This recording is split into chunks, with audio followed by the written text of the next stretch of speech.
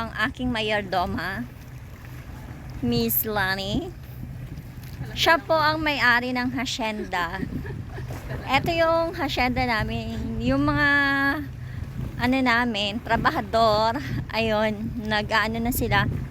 Bale, nag-ayos na kasi pauwi na rin sila sa kanilang bahay.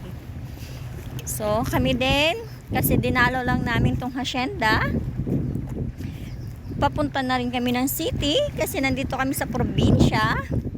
Talagang probinsya. Ayan. Ayan. Napagod ang aking madam, kaya nag-monster muna siya. Okay? Yan. See? Ganda ng beach namin, no? Walang masyadong naliligo kasi takot nila sa pating. Shark pala, shark.